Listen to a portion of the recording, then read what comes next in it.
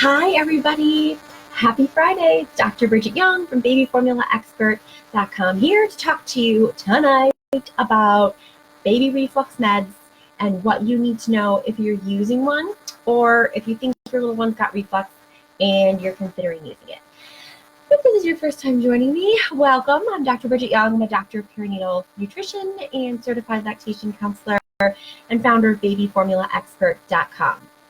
I am super late doing this because, y'all, my youngest is now 2.5 years old. I can't believe that. And we're just now weaning him off the pacifier at night. Yes, don't judge. I let him have a pacifier at night until now out of sheer laziness. He loved it so much and it worked so well. And it is the worst. Getting rid of it. It's like we're on night 3 with the nook. He calls it his nook. The poor thing. Poor me. Anyway, he's asleep. Here he is. So, hopefully, cross your fingers. They both stay asleep. They're in there together. They're moving. So anyway, hopefully we won't be interrupted. We took a shower. We did all kinds of things to try to relax. So I have wet hair. Just bear with me. Anyway, baby reflux meds. I'm really excited to talk about this because I've actually had what I'm going to talk to you about tonight. I've had this exact same conversation with like 4 moms over the past month. So I thought, hey, if this many moms are contacting me about it, it's probably something worth talking about. And I want to be really clear. You guys know I just said I'm a doctor, but I have a PhD, so I am not a real doctor. I am not a pediatrician.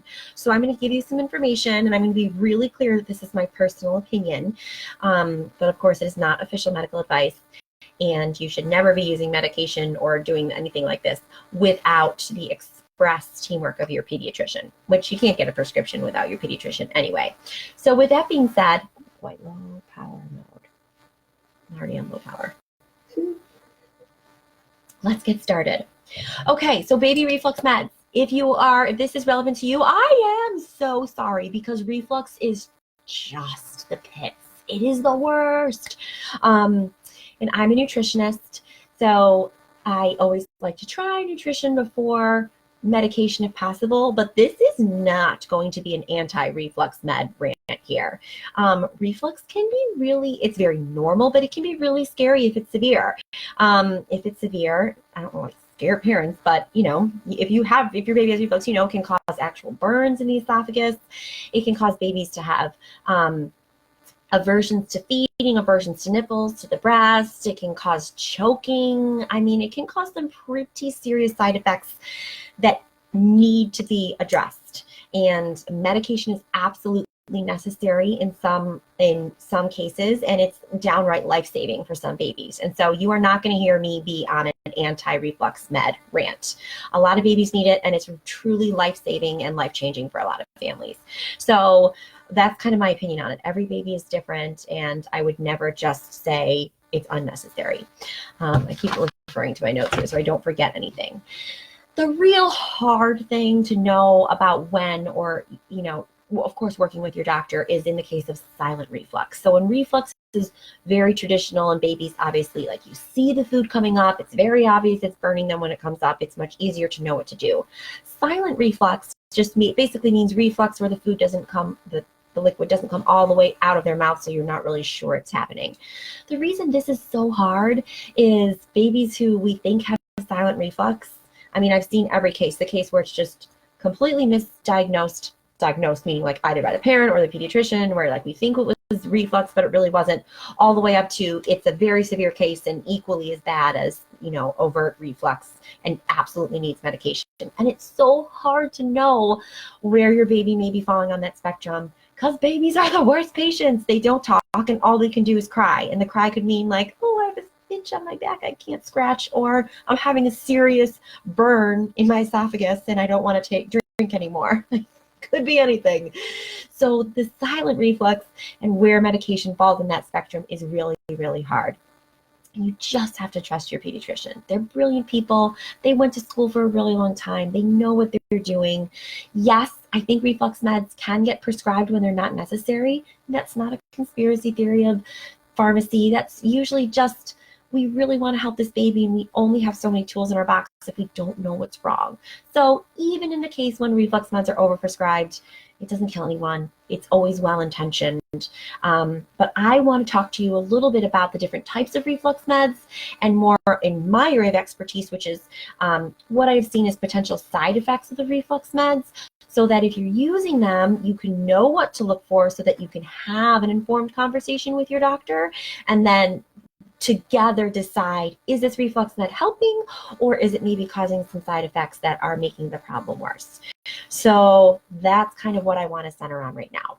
There's a couple different categories of reflux med. The first is more a neutralizer. This is like your versions of baby Mylanta. There's some like baby Tums that your doctor may prescribe. Excuse me, my wine is making me have a little hiccup. These neutralize acid in the stomach. So they do not do anything to the baby's production of acid. They just try to make the acid that's already there less acidic so that when it does come up, it doesn't burn as bad or hopefully at all. This can range from pretty serious alkalizing agents all the way down to some gripe waters have an ingredient called sodium bicarbonate. That's a very mild alkalizing agent.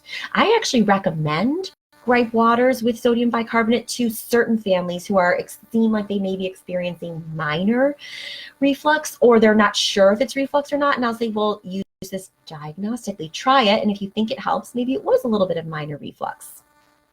And then all the way up to more serious prescription level neutralizing agent. So that's one class where we give the baby something that tries to neutralize the acid in their stomach. The next two classes are similar and do the same thing. One is your ranitidine is a really common one prescribed to babies. And this is actually an antihistamine. And what it does is it blocks a chemical signal in the stomach. The chemical signal tells the stomach, make more acid. So we block that signal so the stomach doesn't get the signal to make more acid, and so it makes less. So ranitidine is actually asking or telling the stomach, make less acid. So the baby's actually making less acid in their stomach. Omeprazole is a proton pump inhibitor. It has eventually kind of the same effect as ranitidine, but through a totally different message. So that actually, omeprazole or other proton pump inhibitors, you may see them PPIs, is what you know. Doctors refer to them as, and they actually inhibit the actual cells that are producing acid into the stomach. So you have the same effect where the stomach is going to be making less acid. It's just from it's like two different roads leading to the same destination.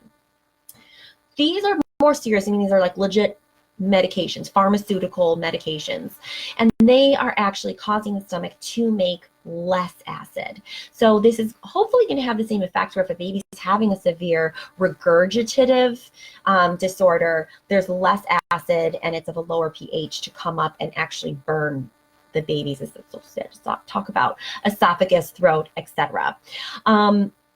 So again, this is life-changing for a lot of families who have or are experiencing severe reflux and completely necessary. So what I want to talk about is if you're using one of these and it's not completely necessary, there can be side effects from these drugs that I just want you to look out for, and they can help you decide whether or not you're actually dealing with reflux. And if you are, if it's really worth it. So here, the side effects I want to talk about, I want to be really clear. These are from my personal experience working with babies. There's not research really documenting a lot of this, especially in infants. Infants are really understudied, which at first makes you enraged, but then you think, oh, it's because researchers, like myself, don't want to mess around with babies. Nobody wants to mess around with babies. So it's like good and bad.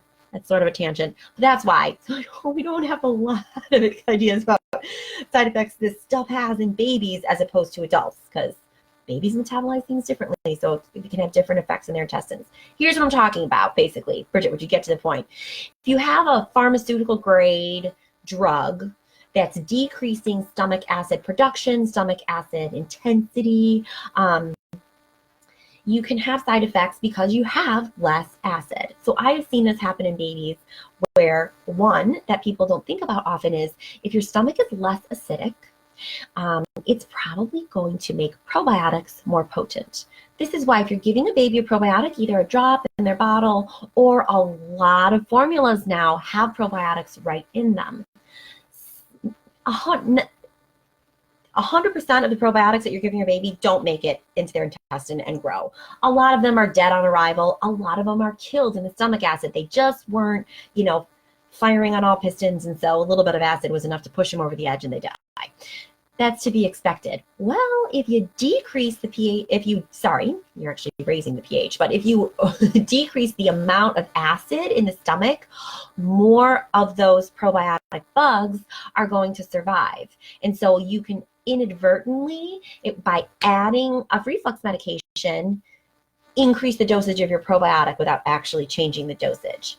This is not going to hurt your baby at all, but it may cause them to have a lot more gas all of a sudden, because you could think of it as like all of a sudden doubling their dosage. I'm making that number up. Every baby's different. Not every baby is going to experience this side effect. Some are going to experience it more than others, but it is a side effect I have observed in several infants, lots of infants that I've worked with who are dealing with these prescriptions.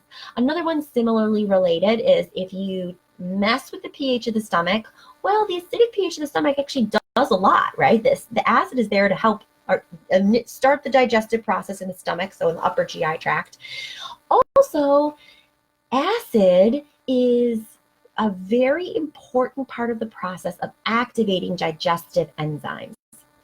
We make digestive enzymes in our body, and they're not just active all over the place, or they'd start digesting our internal organs. They get secreted into the intestine, and then they activate when they're exposed to that acid. So if you have less acid or a less powerful acid, I have observed that you can cause some digestive issues, and I think it's because you're probably not activating your digestive enzymes as well as you were previously, and it makes perfect sense. So this can cause things like constipation, more gas pain if you're causing a blockage, changes in the stool consistency. If all of a sudden you start a medication, but you're like, why is their poop changed? They've been on the exact same formula. This might be a reason. Changes in the stool and gas smell. If all of a sudden the smell totally changes, I think it usually gets worse. And you're like, how is this happening? That's probably why. In general, the way I think about it is lower GI distress. So antacids work in the upper GI, like around the tummy area, and gas is usually all the way down near the rectum, way far away biologically. But if you've got a lot of issues that are happening in the lower intestine, and you're like, why could this be happening from an antacid? Well, it's probably one of these downstream side effects. So why am I rambling on about this? It's just something for you to consider. Again, I'm not trying to push you to not use a medication. It's something to consider in terms of trade-off, and also whether or not your baby's going to have it at all. Some babies have no side effects of reflux medications of any of the varying classes. Some babies seem really sensitive, and you put them on it for one day and they are constipated immediately. So of course, every baby's different, but it's something to pay attention to and consider. So if your baby goes on, if your baby goes on a med and nothing happens, nothing meaning like no gas, no side effects, amazing. If your baby goes on it and they had horrible reflux and the reflux symptoms subside, they're starting to increase their volume again, but all of a sudden they're constipated, mama, I would take constipation over esophageal burns any day of the week. Not to belittle your suffering, gas, constipation, all that lower GI stuff is really hard to see your baby suffer through. But in my opinion, it's easier to deal with, and it has less potential long-term consequences like decreased volume intake and food aversion. So if you're faced with the unfortunate choice of having to choose one problem, I would choose the side effect problems over true GERD, true esophageal reflux, any day of the week. Ask your pediatrician, but your pediatrician will probably agree with me that, like, okay, let's deal with the constipation later. It's a less severe issue to try to have to deal with.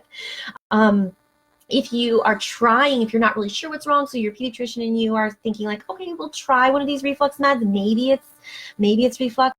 If you've been on the medication for enough time for the medication to have worked, so, talk to your doctor. It doesn't work overnight, but you've given it enough time and you don't really see decreased signs of what you thought was reflux, but now you're also dealing with some side effect symptoms. Well, that tells you something.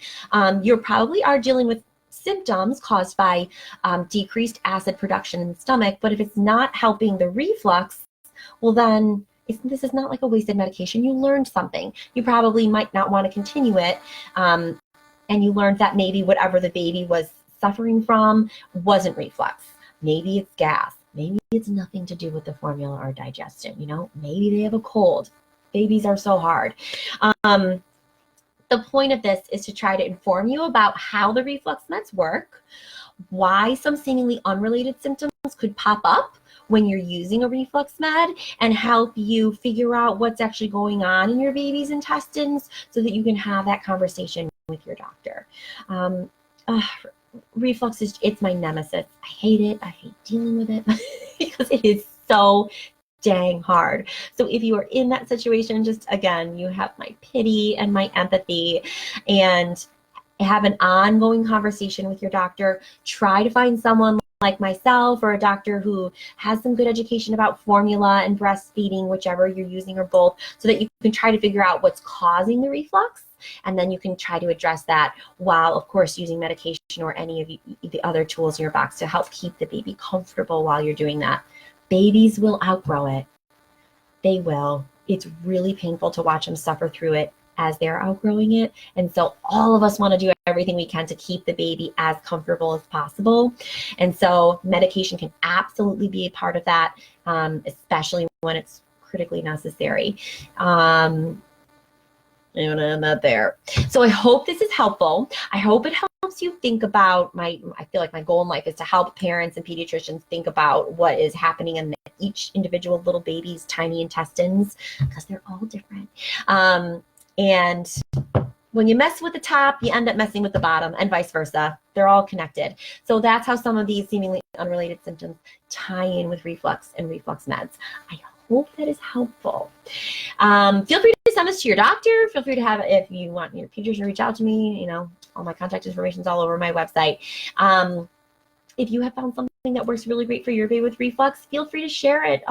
Share your experience with other parents. It's such a hard thing to have to deal with. So I will close by saying your baby will outgrow it. You will get through this. It's terrible to have to deal with, but there is a silver cloud on the other side, and you will reach it. So in the meantime, if I can be helpful to your family, if you think that formula is part of the issue contributing to some of your baby's symptoms, come over and schedule a time to talk with me, babyformulaexpert.com, and I'd love to be able to serve your family. Now that this is over and my kids have not woken up, I'm going to have a date on the couch with my husband. I did take a shower, but I put on insanely large fake diamonds and a little bit of makeup. My husband will notice neither, but just something for me to look forward to. Okay, everybody, have an awesome weekend, and I will see you at next happy hour. Take care, everybody. Bye.